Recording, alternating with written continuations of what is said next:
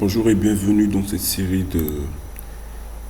des vidéos de l'économétrie, évidemment dans le cadre de la préparation du master de recherche en sciences économiques et économie appliquée, et dans le cadre de notre formation, je dirais, de préparation. Alors concernant l'économétrie, il est très important de rappeler qu'on aura trois chapitres à traiter. Un premier chapitre est bien évidemment consacré à la régression linéaire simple, et un deuxième à la régression linéaire multiple, et finalement un troisième chapitre pour la violation des hypothèses. Donc, quand vous savez que l'économétrie, c'est la combinaison entre l'outil statistique et informatique pour faire, je dirais, ou bien pour aboutir à des conclusions et des interprétations économiques. Alors, l'économétrie, c'est de la modélisation, c'est des outils statistiques tels que la statistique descriptive, tels que la statistique probabiliste et la statistique inférentielle. Donc, c'est pour cela, on aura, on aura besoin, bien pour faire de l'économétrie, vous devez bien évidemment avoir des prérequis en termes de statistiques, en termes de probabilité, aussi en termes de statistique inférentielle.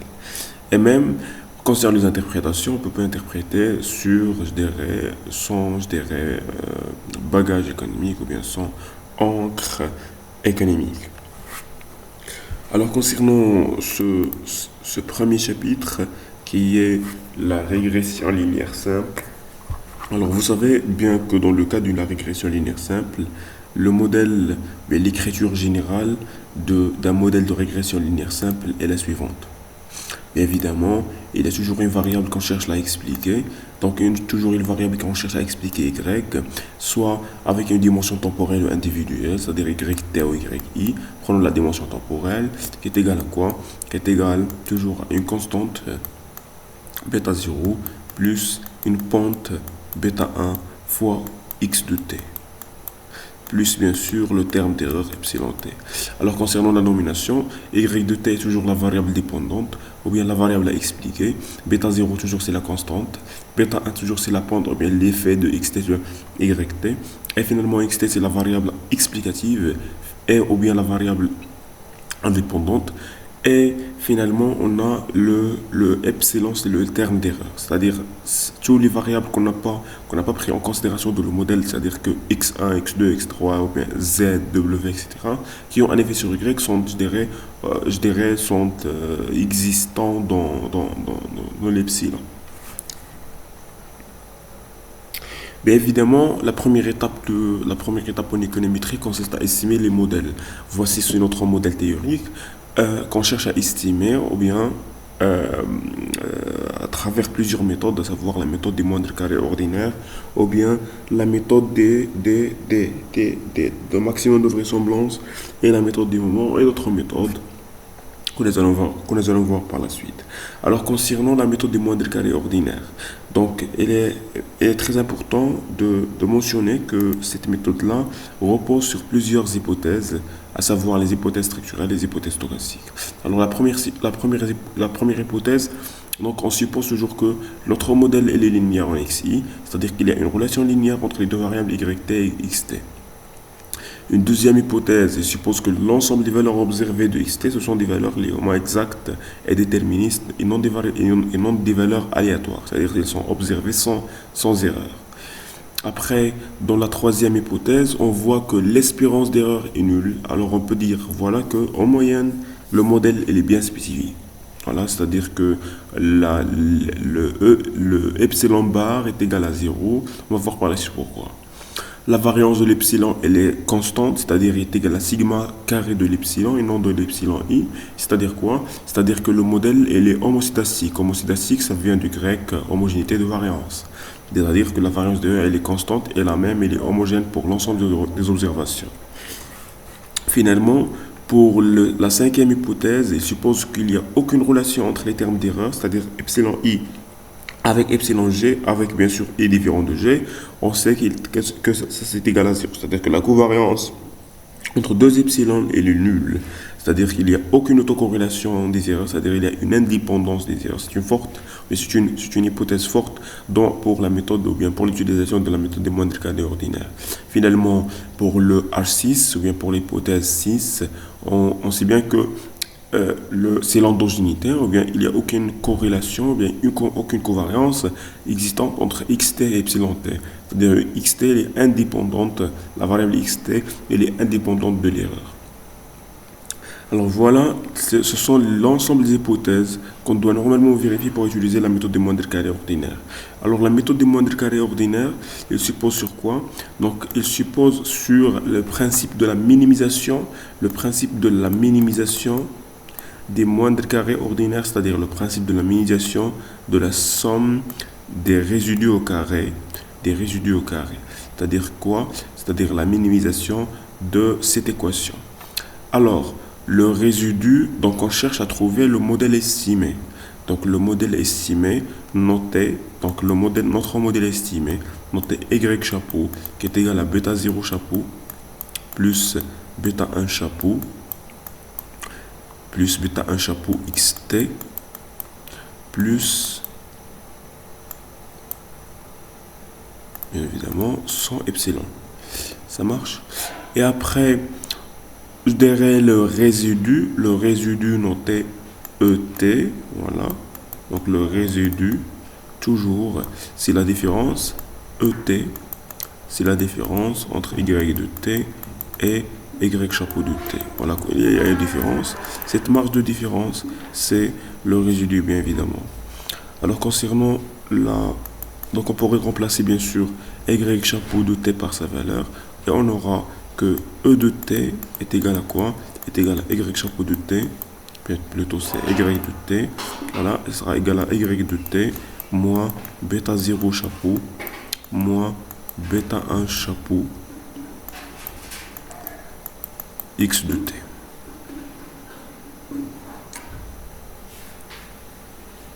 Alors bien évidemment, le principe, donc bien sûr l'objectif c'est de minimiser, consiste à minimiser cette équation, c'est-à-dire la somme de ET carré, c'est-à-dire quoi? C'est-à-dire le minimum, on cherche le minimum de cette équation, le minimum de la somme de y de t moins bêta 0 chapeau moins bêta 1 chapeau xt. La minimisation, c'est-à-dire quoi? Quand on veut minimiser, c'est-à-dire qu'il consiste à calculer les dérivés. Bien sûr, on doit nommer que cette équation est égale à S. Et après, on cherche à calculer quand on veut minimiser, c'est-à-dire le calcul des dérivés de S par rapport à bêta 0 chapeau. Donc, on suppose que cette dérivée soit nulle. Et aussi, dans un autre côté, la dérivée de S par rapport à bêta 1 chapeau. On suppose que cette valeur, ou bien cette dérivée, elle est nulle aussi. Ça marche? Donc, pour aboutir, pour estimer le modèle selon la méthode du moindre carré ordinaire, alors la première dérivée, je dirais en terre ou là, par rapport à bêta 0, donc la dérivée de cette équation S par rapport à bêta 0 est égale à quoi? La dérivée de cette équation S par rapport à bêta 0 est égale à la somme de yi moins bêta 0 chapeau moins bêta 1 chapeau x de t au carré prime est égal à 0. C'est bien. Alors la dérivée de cette équation c'est moins 2. Donc c'est moins 2. La somme de yi moins bêta 0 chapeau moins bêta 1 chapeau xt. C'est bien. Bien sûr, le tout est égal à 0. Alors, on a a fois b égale à 0, c'est-à-dire que a est différent de 0, ou bien a égale à 0, la b égale à 0. Donc, moins 2 est différent de 0, c'est-à-dire quoi? C'est-à-dire que la deuxième partie de l'équation sera égale à 0. Alors, on a la somme de yi moins bêta 0 chapeau moins bêta 1 chapeau x de t est égale à 0. Ça marche, bien sûr, la somme, c'est entre parenthèses. Alors, on pourrait développer cette formule et on aura que la somme de yi moins la somme des bêta 0, chapeau bien sûr, moins la somme des bêta 1, ou bien la bêta 1, la somme de xi. Donc voilà, bêta 1 chapeau, la somme des xi est égale à 0. Alors on a la somme de yi, c'est quoi? Donc on sait que la somme de yi c'est ny bar. La somme des éléments, la somme de bêta 0 c'est bêta 0 n fois, c'est-à-dire n bêta 0 sur chapeau, moins bêta 1 fois la somme de xi, c'est-à-dire n bêta 1 x de t est égal à 0. Alors on pourrait, je dirais, on doit factoriser par n, donc on a n facteur y bar moins bêta 0 chapeau moins bêta 1 chapeau, bien sûr x bar, voilà, x bar égale à 0. C'est bien. Alors on aura, voilà la formule, je dirais la valeur trouvée. Maintenant, on sait bien que n il est totalement différent de 0. Et après, donc on aura que y bar moins bêta 0 chapeau moins bêta 1 chapeau x bar est égal à 0. D'où bêta 0 chapeau est égal à y bar moins bêta 1 chapeau x bar. Voilà, c'est la valeur de bêta chapeau estimée par la méthode des moindres carrés ordinaires. C'est bêta chapeau 0, bien sûr, la constante estimée par la méthode des moindres carrés ordinaires. Alors la deuxième dérivée, pour trouver la pente, donc pour trouver la valeur estimée de la pente, bien sûr, on doit calculer la dérivée de s par rapport à bêta 1 cette fois-ci, donc par rapport à bêta 1, et on aura, bien évidemment, donc la dérivée c'est moins 2 comme d'habitude, donc c'est moins 2 fois la somme de yi moins bêta 0 chapeau moins bêta 1 chapeau x. Vous voyez, bêta 1 il est associé avec x, et x carré moins 2x moins 2x, mais on doit faire sortir un autre xi.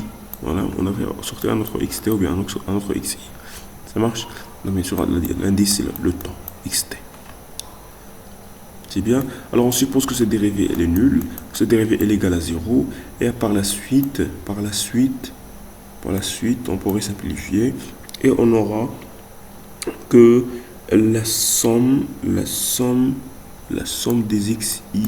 la somme des xt fois yt moins bêta 0 chapeau moins bêta 1 chapeau xt est égal à 0.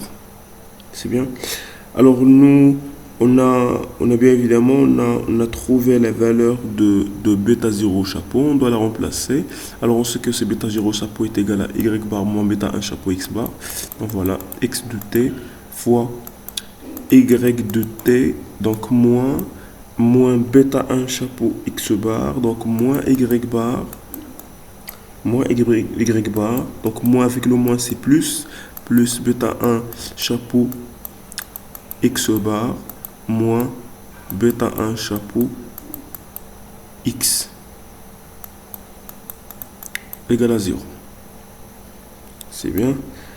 Par la suite, bien sûr, la somme de xt, donc on aura la somme de xt, yt, et bien sûr, moins la somme de xt, y bar, moins bêta 1 chapeau, la somme de xt, xt fois la somme de xt fois donc la somme de xt fois alors on a la somme de xt fois xi moins x bar, bien sûr. C'est bien. Donc ça c'est égal à 0. Après on peut simplifier. Donc on peut simplifier. Alors la somme de xt yt moins et la somme de xt y bar, c'est la somme de xt yt moins n x bar y bar. En fait, c'est la covariance fois de xy moins, donc on a bêta 1 chapeau, la somme de xt, donc la somme xt fois xt, ça fait la somme de xt carré, moins la somme de xt moins, ou bien la somme de xt fois x bar, ça fait n x bar carré. C'est-à-dire que on aura la somme de x de t moins x bar au carré. Donc cette valeur là c'est la variance de x, donc bêta 1 chapeau variance de x est égale à 0. Finalement on aura que la covariance, bien que le bêta 1 chapeau est égal le rapport entre la covariance xt et la variance de x. C'est bien. Alors voilà l'ensemble des estimations obtenues par la méthode des moindres carrés ordinaires. On pourrait, je dirais, estimer ou bien retrouver les mêmes paramètres en utilisant d'autres méthodes, telles que la méthode des moments, la méthode des moments, ou bien la méthode de maximum de vraisemblance.